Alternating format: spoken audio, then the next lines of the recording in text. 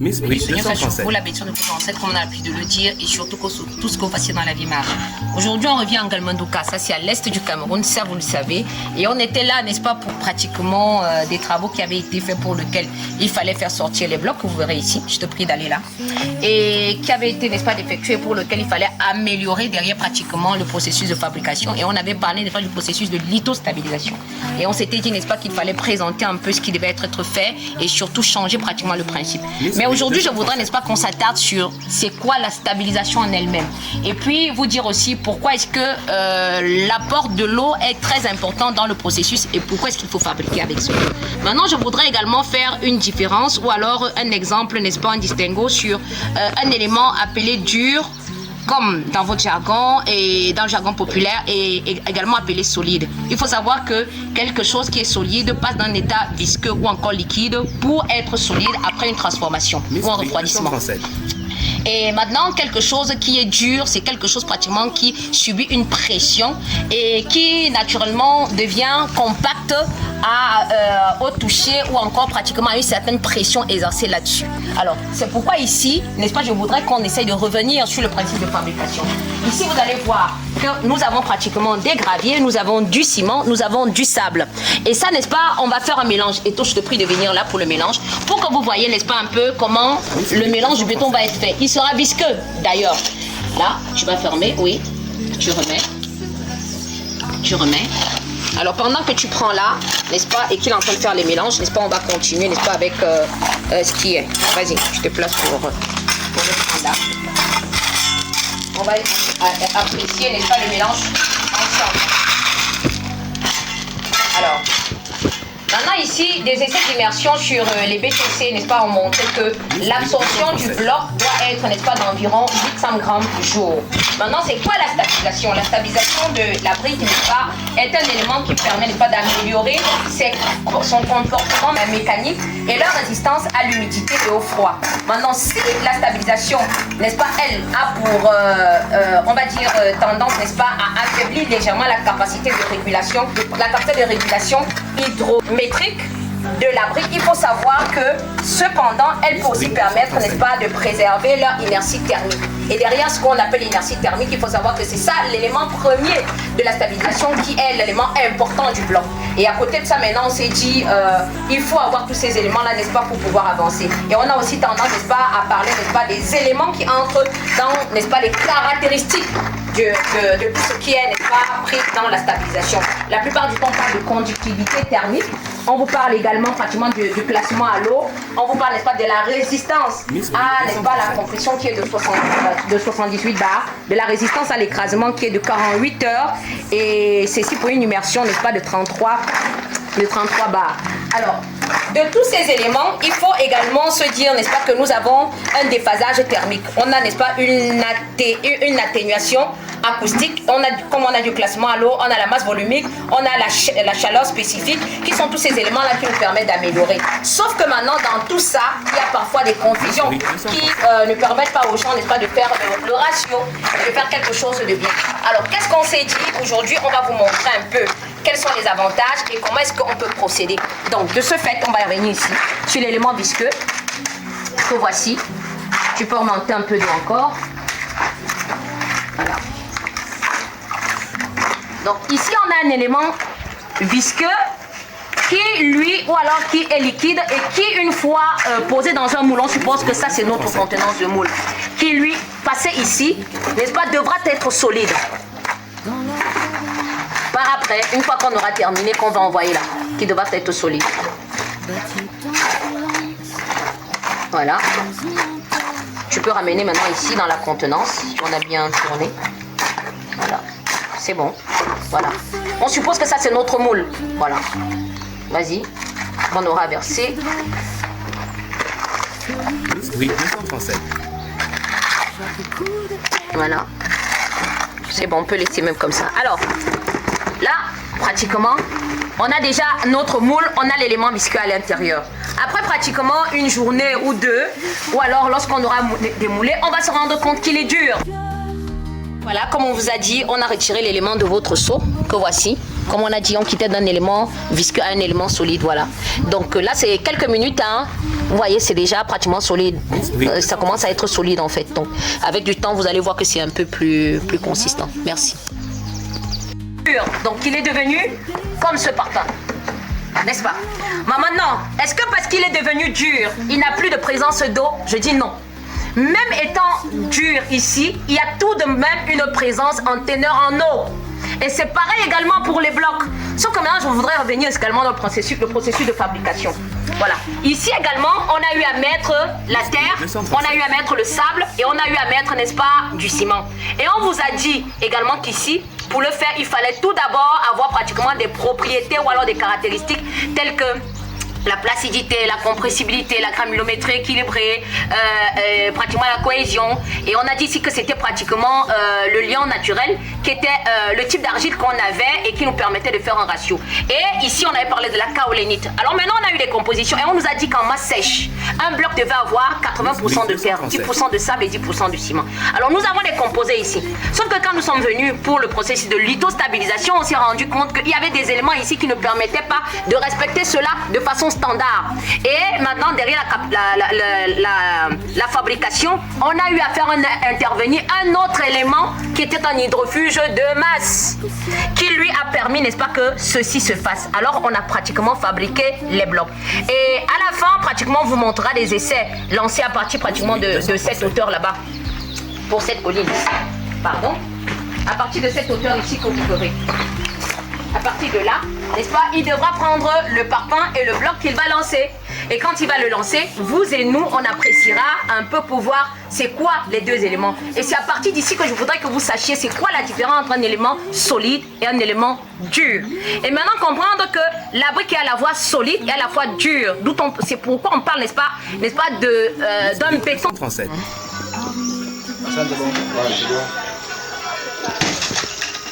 C'est bon. Maintenant, vas-y avec la brique. Merci.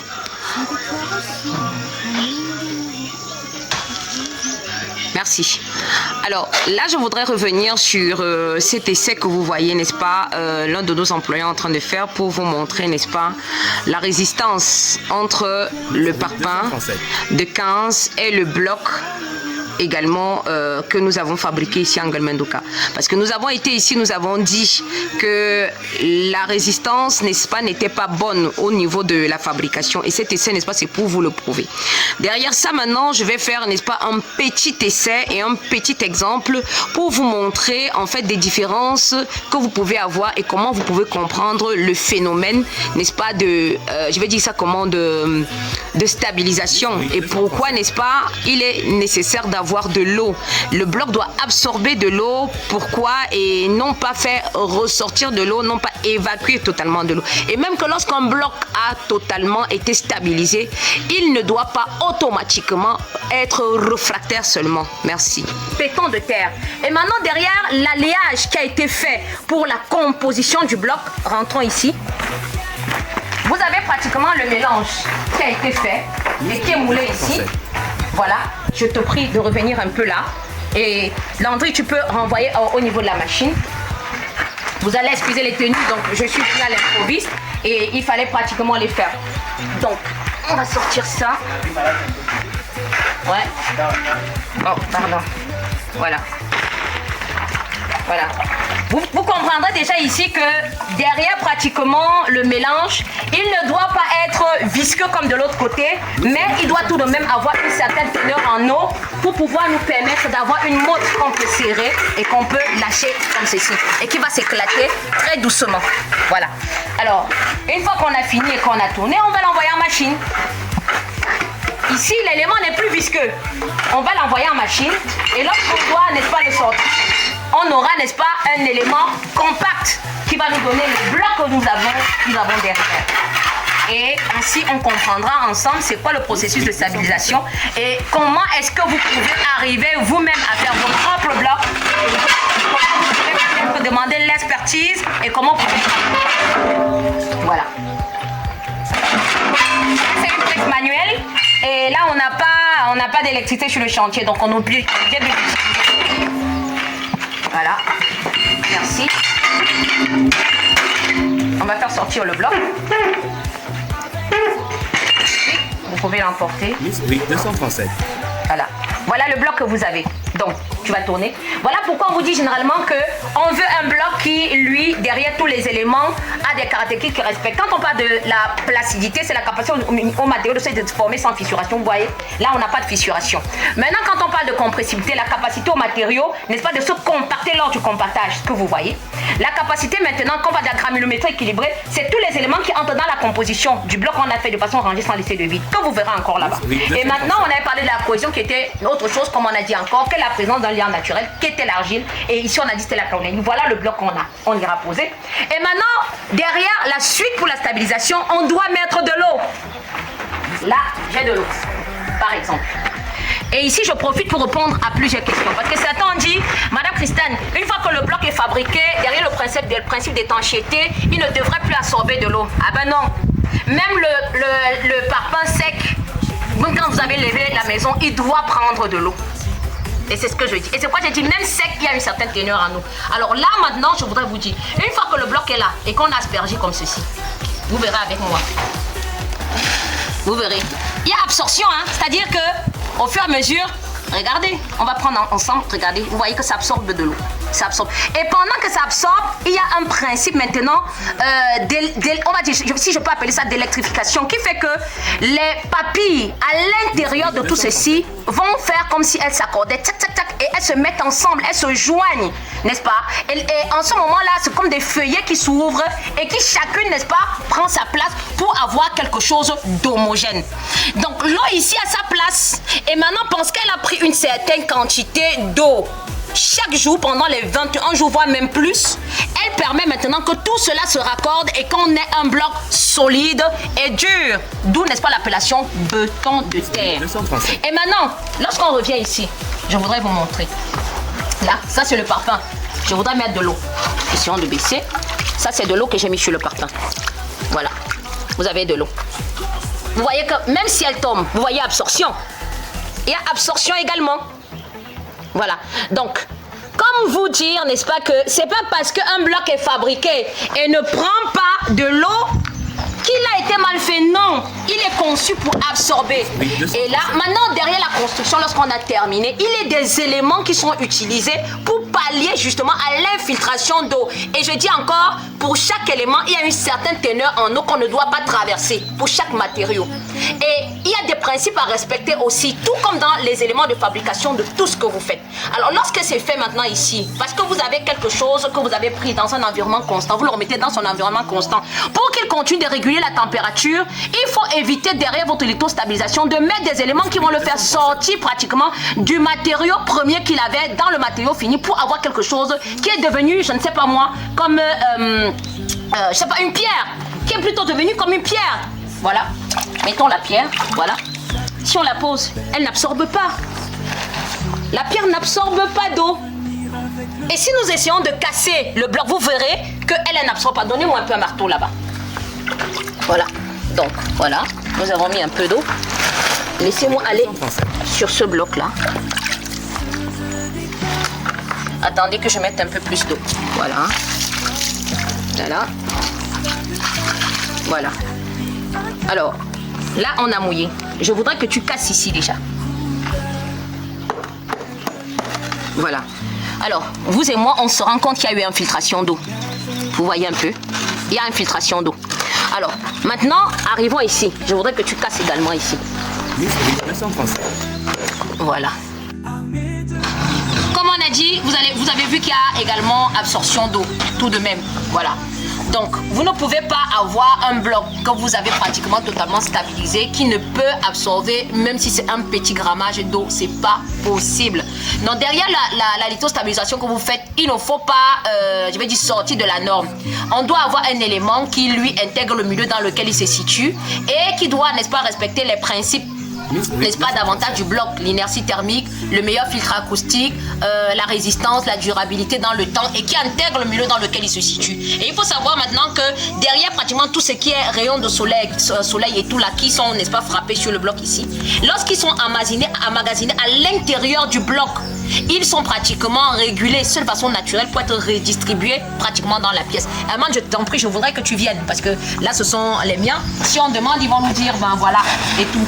Donc, tu vas nous mettre la main là, à l'intérieur. Tu vas nous dire c'est quoi ton ressenti et tu viendras la mettre là également.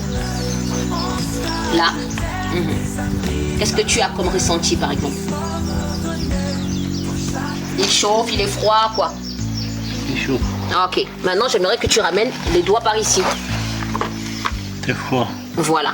Donc, en fait, c'est ça l'avantage. Et je prends la peine, n'est-ce pas, de prendre quelqu'un qui est hors de mon équipe pour que vous voyez. Parce que généralement, quand on le dit, certains se disent que non, ce sont pratiquement des tests qu'on a fait au préalable pour pouvoir convaincre les gens. Non. Ici, nous parlons et nous présentons toujours des exemples clés, des exemples que nous pouvons prendre même chez vous. Lorsque vous avez fabriqué le bloc, vous venez, vous allez voir un peu tous ces éléments-là. Donc, si vous avez un bloc, le but, ce n'est pas de ne pas permettre l'imperméabilité, mais de pouvoir respecter la période où vous allez, n'est-ce pas, utiliser des éléments qui permettent, n'est-ce pas, qu'il n'y ait pas d'imperméabilité. Maintenant, vous êtes dans des constructions où vous auriez pratiquement des chambres, vous auriez du salon, vous auriez pratiquement les cuisines et tout ça, et des pièces qui, n'est-ce pas, sont susceptibles d'accueillir beaucoup d'eau. Il faudrait également que vous sachiez qu'à ces endroits-là, vous pouvez aussi avoir des éléments qui entrent dans la composition pour éviter que le bloc soit affecté de façon directe. Ça, c'est pareil lorsque vous utilisez même pratiquement des éléments en aglo. Donc, de ce fait, vous allez venir pratiquement utiliser parfois des rasants, mais pas de façon directe en contact avec le bloc. Vous allez pratiquement mettre d'abord un filtre, comme on l'a toujours dit, qui est un grillage. Et lorsque vous l'avez mis, maintenant, vous venez pratiquement avec votre tuyau, vous allez talocher, faire tout ce qu'il faut. Alors, une fois que c'est bon, alors je pense que vous avez compris. Vous nous connaissez déjà, c'est Miss Brick 237. Et l'entreprise que je représente, n'est-ce pas, c'est Dream House Construction. Alors, je voudrais également qu'on vienne, n'est-ce pas, sur la pierre. On l'avait mis dans l'eau. Donc, il ne faudrait pas qu'on l'oublie. Et on s'est dit, maintenant, si on arrivait pratiquement à la taper, si tu peux casser pour moi, voilà. Tu peux casser pour qu'on essaye de regarder. Oui, 237. Voilà, merci. C'est bon. Vous verrez. Zéro absorption, vous voyez. Et là, j'ai pris une pierre quelconque pour que vous voyez. Zéro absorption. Et puis, si ça avait été des moellons comme par exemple ici, ça, on n'aurait rien comme eau à l'intérieur, tout simplement.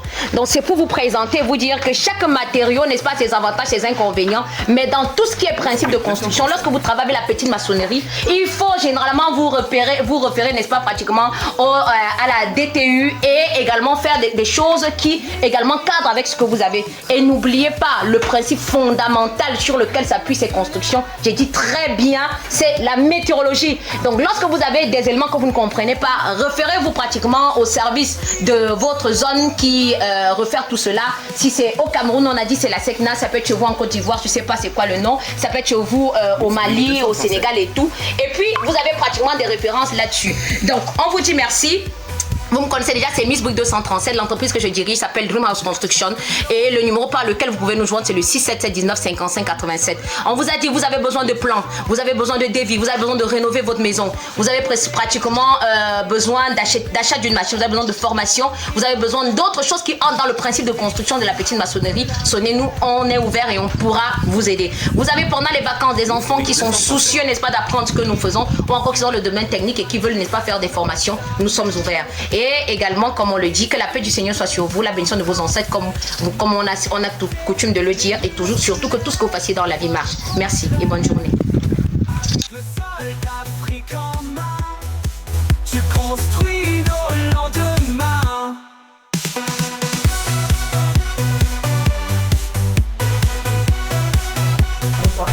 Miss Brick 237.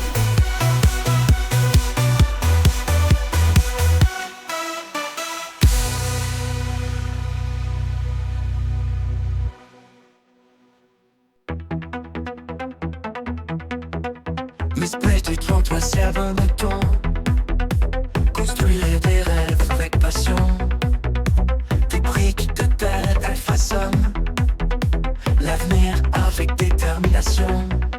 Ancienne mignonne du terrain, ingénieuse femme. Miss Brick 237.